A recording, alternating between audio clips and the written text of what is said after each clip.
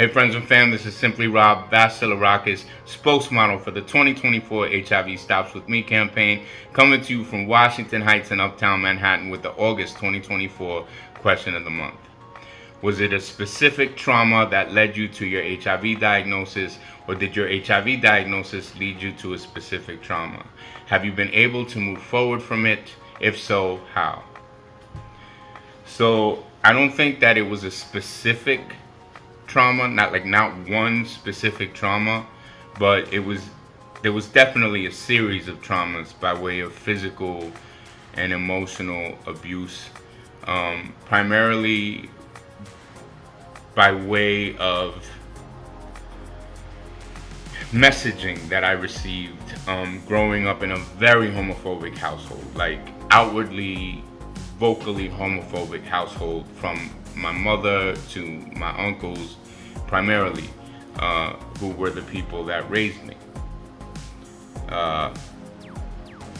When I was 17, my mother read a journal and found out I was gay. And that is the watered down version, because there was a lot of drama and a lot of things that led up to that. But eventually she confronted me, and I was just like, yes, I'm gay. And she basically gave me an ultimatum and told me that I had to change or leave. I chose to leave. At which point my mother then, outed me to the rest of the family. And particularly, I think the most hurtful piece was, the men, my uncles in the family who disowned me and basically told me that they didn't want me anywhere near their kids, my cousins, because they didn't want me to infect them with homosexuality. And so I think, if I had to choose one specific trauma, it was really the abandonment, right? The how disposable I was to the people that were supposed to have my back, because we're family and family first and all that stuff. I think my HIV diagnosis in 1993 led me to further trauma by way of active addiction.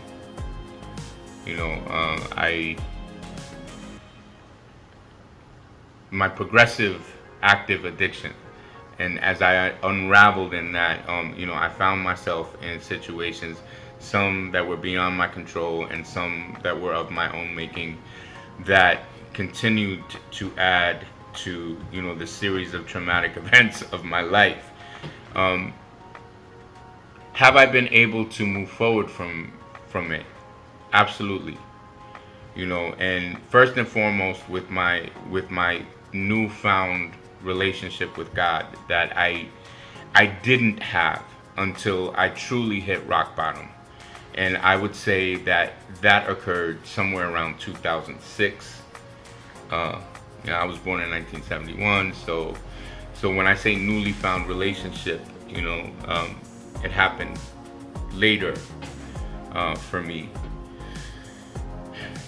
Secondly, I think through years and years of therapy, I've done a lot of work in therapy. I'm not currently in therapy right now, but I definitely feel that. I definitely need to get back into therapy as a tool, because it helps me cope and it helps me process and it helps me grow. And then, lastly, through my active participation in my recovery. I am no longer an addict in active addiction. I am an addict in recovery, and I work a very rigorous program. So